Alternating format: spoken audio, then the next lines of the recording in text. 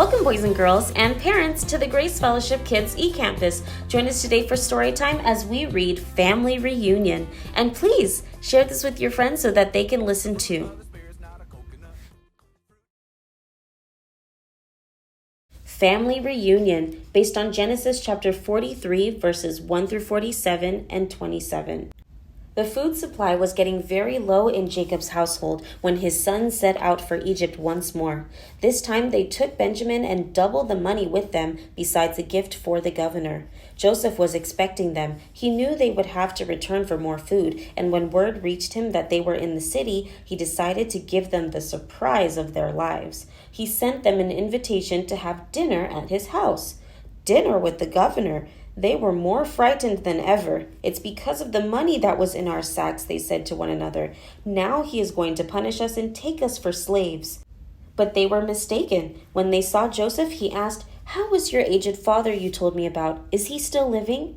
"Your servant, our father, is still alive and well," they replied, again bowing low before him. Suddenly Joseph caught sight of Benjamin. He was so moved at seeing his little brother again that he hurried out of the room and burst into tears. He longed to throw his arms around him, but he didn't dare do it yet. Joseph washed his face and returned to the dining hall. Calmly he ordered the meal to be served. He ate by himself at a separate table. His Egyptian officer sat at a second table and his brothers at another. They looked at each other in astonishment, the Bible says. The meal was magnificent, but that could be expected at the governor's table. What they couldn't understand was how they happened to be seated in order of their ages and why Benjamin's plate was heaped with 5 times as much food as anyone else's. But still, they didn't guess who the governor was. Then Joseph played one more trick on them. He gave orders that when their sacks were filled with grain again, his own silver cup was to be placed in Benjamin's sack. At last the brothers set off for home, proud of having been invited to dinner with the governor of Egypt and very happy that everything turned out so well after all. But soon they heard the sound of galloping horses. Looking around, they were horrified to find that it was the governor's steward with a bodyguard. Angrily, the steward accused them of stealing the governor's special silver cup. "Why would we do anything like that?" the brothers asked. "We even brought back the silver we found in our sacks from the last time we were here." They declared that if anyone had the cup, he would die. "Very well," the steward said. "The man won't need to die, but I'll take him for my slave." He searched each man's sack and found the cup, of course, in Benjamin's. What a sad journey that was back to the city. All the joy of the morning was gone, and they were filled with new fears. They couldn't go home without Benjamin. Back to the governor's palace, they fell on their faces before Joseph. Judah pleaded with him, describing his father's grief at losing one of his sons, who he thought had been torn to pieces. "Now then," Judah begged, "please let your servant remain here as my lord's slave in place of the boy, and let the boy return with his brothers. How can I go back to my father if the boy is not with me? No, do not let me see the misery that would come upon my father." This was more than Joseph could stand. He knew now that his brothers had changed since they had sold him into slavery. They really cared about their father's grief and about what happened to Benjamin. Suddenly Joseph raised his voice in command, saying, "Have everyone except these brothers leave." So there was no one with Joseph when he made himself known to his brothers, and he wept so loudly that the Egyptians heard him and Pharaoh's household heard about it. At first the brothers wondered what all this meant. Then when Joseph was able to control himself, he said, "I am Joseph." Joseph? Could this be Joseph? If it were, what would he do to them in revenge for all they had made him suffer? His brothers were terrified. But Joseph's heart harbored no revenge, only love. He had forgiven them long ago, and all he wanted was to be friends again. In their fear, they had moved away from him, but he said ever so gently, "Come close to me." When they had done so, he said, "I am your brother Joseph, the one you sold into Egypt. And now do not be distressed and do not be angry with yourselves for selling me here, because it was to save lives that God sent me ahead of you. For 2 years now there has been famine in the land, and for the next 5 years there will not be plowing and reaping. But God sent me ahead of you to preserve for you a remnant on earth and to save your lives by a great deliverance." So then it was not you who sent me here, but God. How kindly he tried to take away all their worry. He didn't want them to blame themselves for what had happened. It was God who sent him to Egypt, he said. Only a truly noble person could speak like that. Then he told them of his plan to bring the whole family into the land of Goshen. Can you say Goshen?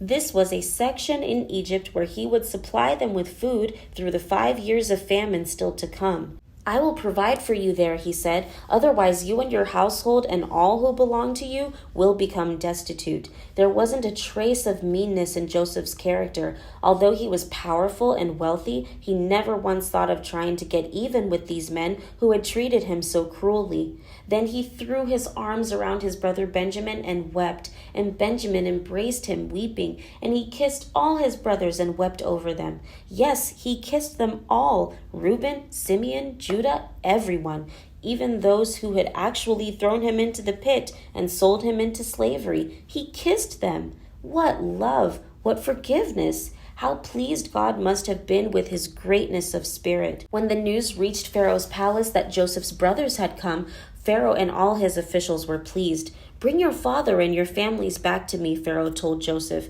I will give you the best of the land of Egypt. He also gave Joseph's brothers some carts so the women and children and Joseph's old father could travel in comfort.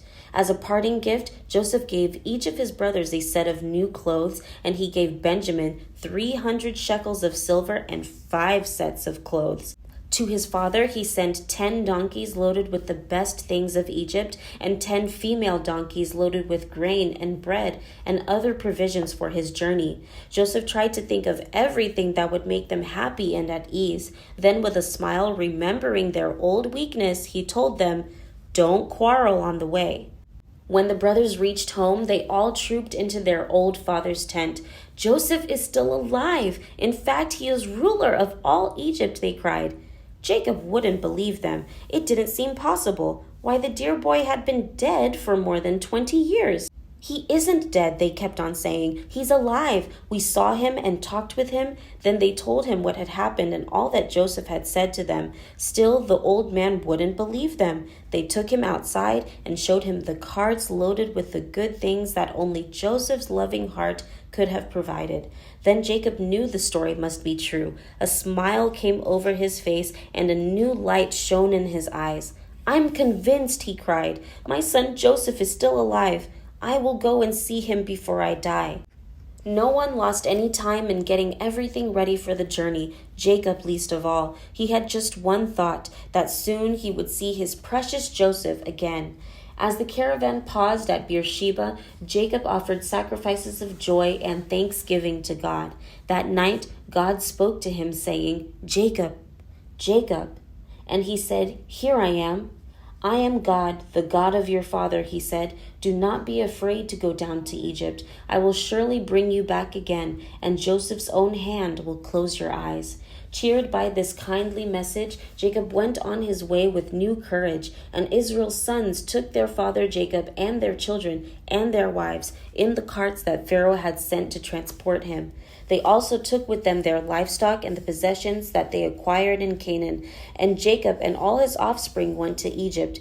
How happy and excited Joseph must have been when news reached him that his father was nearing Egypt. The Bible tells us that Joseph had his chariot made ready and went to Goshen to meet his father Israel. As soon as Joseph appeared before him, he threw his arms around his father and wept for a long time. Israel said to Joseph, "Now I am ready to die, since I have seen for myself that you are still alive." But he didn't die. He lived another 17 years. Now the Israelites settled in Egypt in the region of Goshen. They acquired property there and were fruitful and increased greatly in number. So we see how God used one godly boy to save thousands of people from starvation. Through Joseph, Eve's offspring was once again preserved, and the name of the God of heaven, the God of Joseph, and the God of Israel was made known in all the world. Thank you for watching, Aaron and Elsie, Samora and Ariana, Levi and Sean, Kim and Sophia. Share this with your friends so that they can listen too. Bye-bye.